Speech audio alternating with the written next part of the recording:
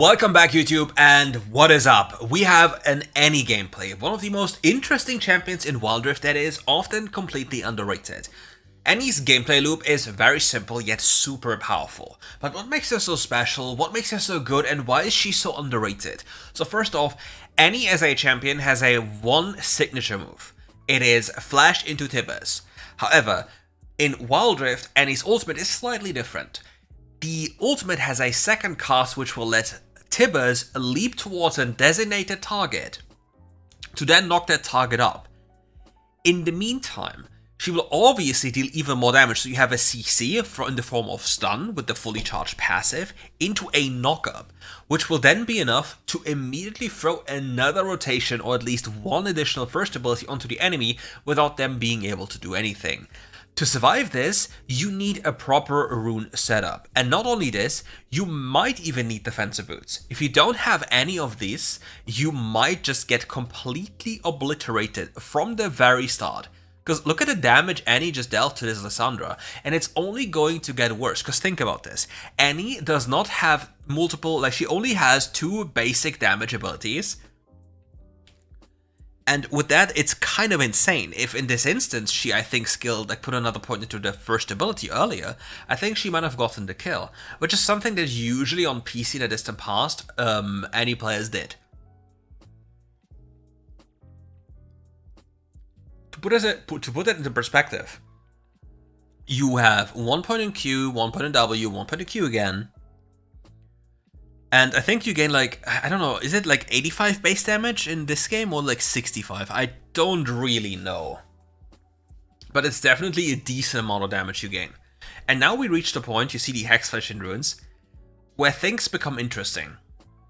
Boots of Mana being acquired, another M-Tomb on top for free. And the question is, does this Annie make it even more crazy? Because think about this. Annie is able to run sudden impact in her first tree. That is kind of a problematic thing.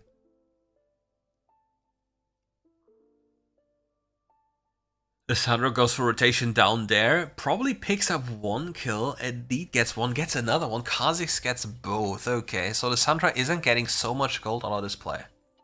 And you see, Annie, if she last hits with her first ability, she gains a big portion of the cooldown back, as well as the full mana refund. If I'm not mistaken, it's full mana refund. And yeah, Annie's gameplay loop. Hello, there we go. And this will repeat itself over and over again. And by the way,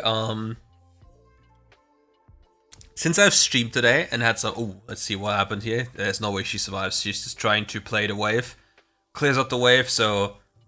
Oh my god, no way, yeah.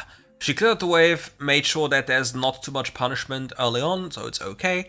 And by the way, since I've streamed earlier, I might put all these games onto the second account I have. Let's see, depending on how much I play, I might upload more frequently there, but I will not make any promises I can't keep. The tier list is in the works, don't you worry, friends. And here we have an all-in, you see, and now Little Bomba. Okay, Lissandra turns around with the... Oh, that was a little bit unfortunate. Oh no, the mid gap, jungle gap, everything gap. Okay, we are saved.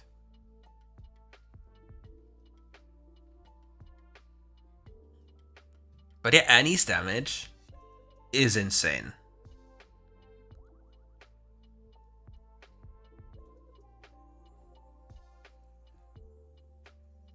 But when it comes to team fights in general, I think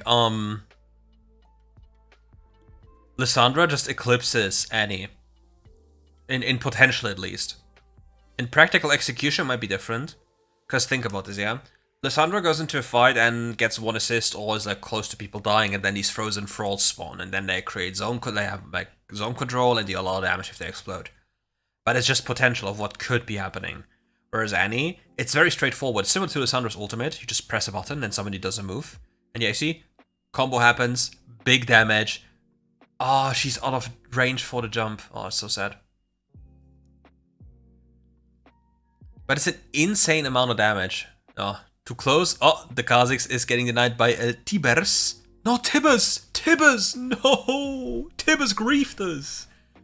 Oh, it's so sad that you can't control Tibbers in this game. Because we got griefed by Tibbers. If Tibbers stays with us and deals damage to the Kha'Zix, I think we actually survive. Stupid Tibbers.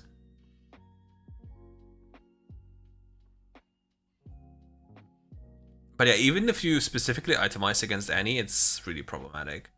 And I think Annie got even better nowadays. Oh, let's go. That was...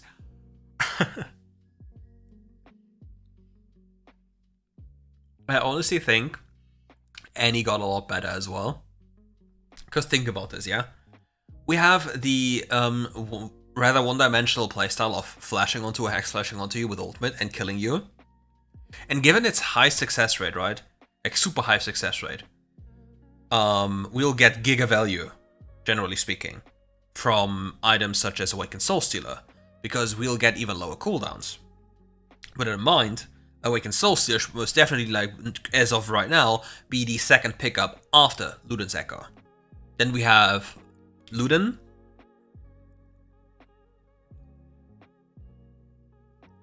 Sorry, then we have Luden, Awakened Soul Stealer, Rabadon into Infinity Orb. And depending on what you're facing, if you maybe need Crown, you can debate Crown over Infinity Orb.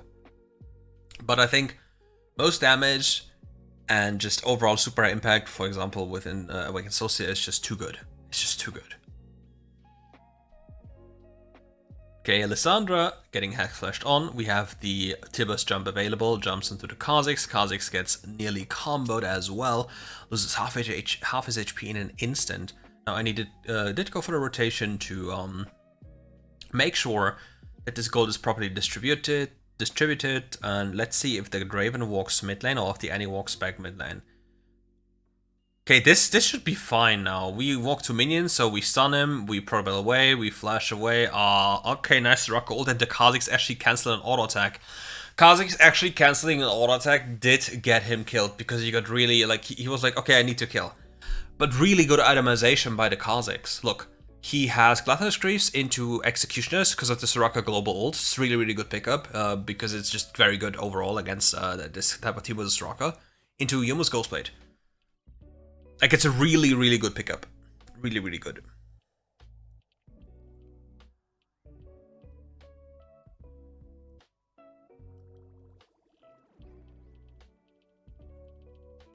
Lana Del Rey getting popped by El Dravenito.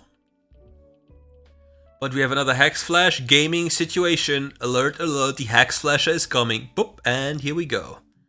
Sudden Impact has been procced, the kill has been secured, and unlucky, the Sivir is a little bit too powerful. It's actually so crazy. If you fight a mage as a Sivir and you block a spell, it's so good. Because number one, you block the spell itself, and number two, you heal. So you gain like a double positive because you don't take damage, but you also heal. It's like, it's so crazy. It's like insane value. Okay, Alessandro goes for a big play here to dissuade the enemy from going in. Oh my god. Oh, damn. That was a swift quadra kill. Annie's signature move just came around the corner and clapped these kids. Beaten by a little girl. Oh, Jace, giving us the free Penta. Penta, Penta, Penta, Penta. No, yes! Penta? Does it work? We got scammed. It didn't work. His name is Stopgap. It's too good.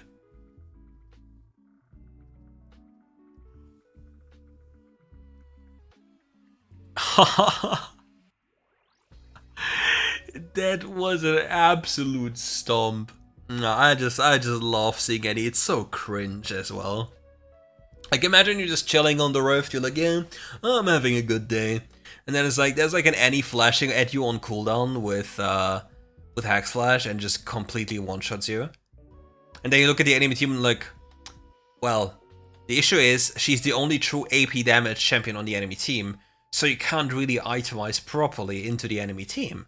She might be the only threat right now, but if you predominantly go for magic resist, the other champions will run you down since they're dealing physical damage, and they do be dealing quite a lot of damage.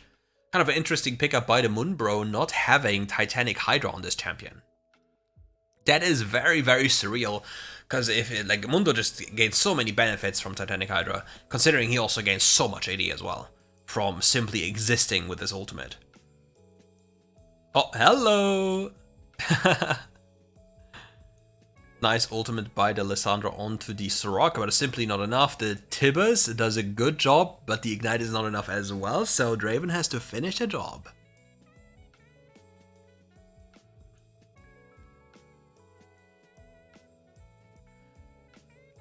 Yeah, I'd be really curious to see the value. I need to play this later, I think. Maybe tomorrow when I'm streaming, and I don't know. I honestly don't know. I need to play Wiccan Soul Stealer in the end, you know. Give it a tiny bit of an analysis. Okay, who will get this objective? Stop dealing damage to it so the jungle can come to actually secure it. Okay, because Draven chose to not stop dealing damage to it. It got dangerously low, so the Annie had to actually finish it. Damn, like they should have just DPS, like stopped DPS a little bit earlier, so this can't get too dangerous.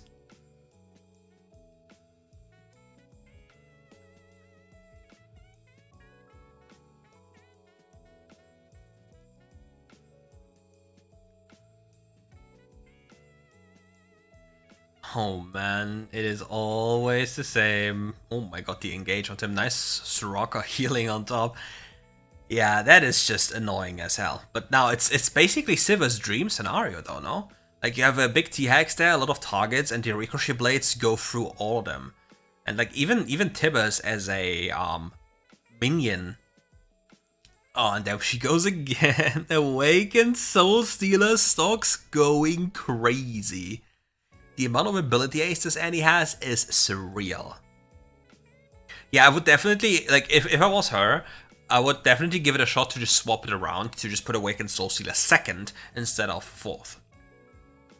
Because if you can get, like, it's like the idea of having this spell more often, and if your signature move it has low cooldown and you have a very high lethal chance on that one, then the bonus damage on maybe other situations is not as mandatory.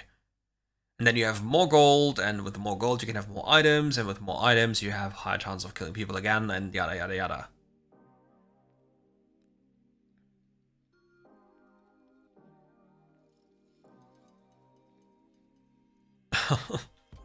What a poor Kha'Zix. He tried.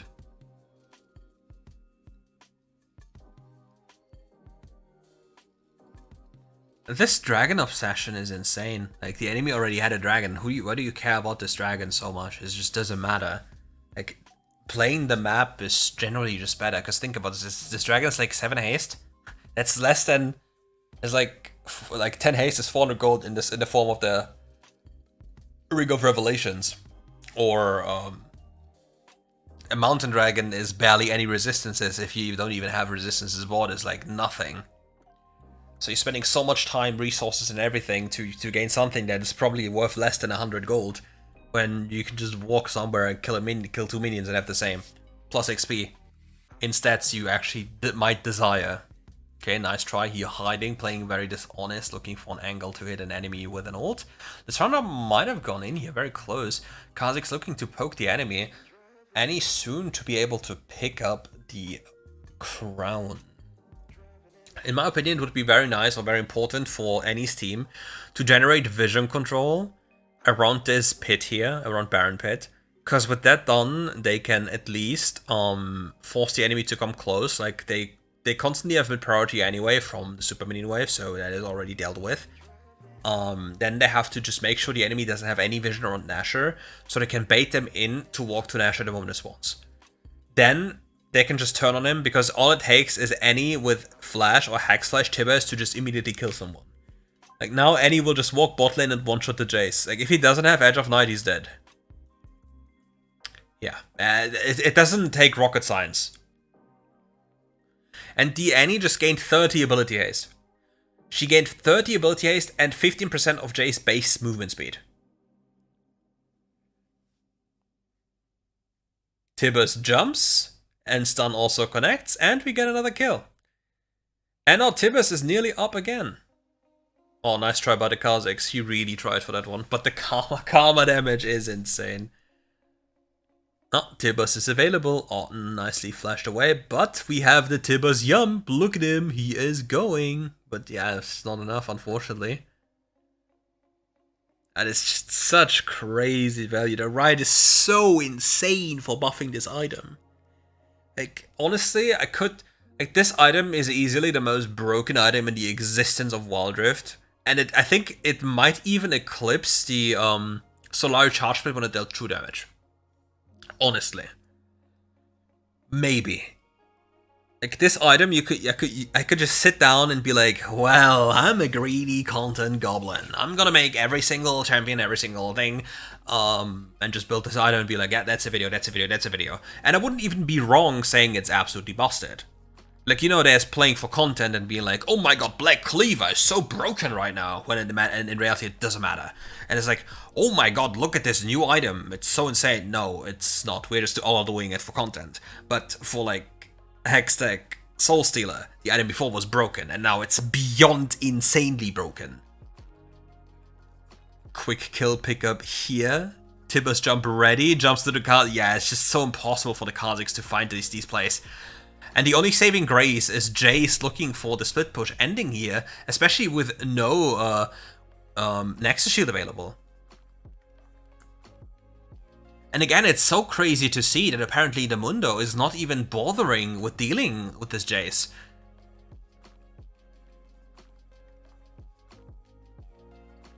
Like, it's just very sad to see that the overall awareness of the map by any's team is very saddening, because they truly don't see what's happening. And we see another combo. Yep, Tibus connects, disconnects, even the Elder Dragon on top, but it doesn't even matter, it would have died anyway.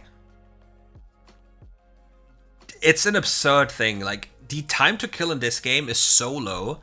The moment you just are in any way negligent, or like any moment of a lack of awareness, you just die. You can't live. Annie? Where are you walking, bro? Did you see the top wave?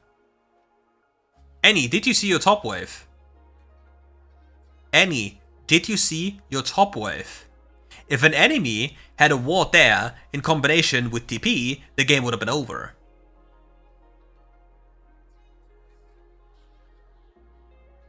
She's feeling herself. She's going in. Yeah, Sivir blocks that Q. That Q would have nuked her without the spell shield. Oh yeah, but the Draven also still has thingy. Elder, I think, so yeah. Sivir, you need to be really careful. Oh, and another thing is like the common perception of cooldowns, because it's so hard to judge cooldowns with the power of Soul Stealer.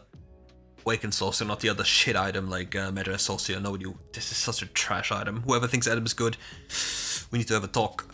Bomba! Goodbye. And it's so funny also to see people on Hammering be like Leandris and Rylais. It's just Champion is so much, and you can build the most grotesque shitty items and still get away with it. And yeah, it's just not good. And yeah, that marks the end of this video. What a beautiful ending of the stasis, you little griefers. That's exactly what I love to see. And yeah, thank you for watching. Check out the link in the description below. Give their channel a like as well. We see each other for more content very soon. Take care. Bye bye. See you tomorrow.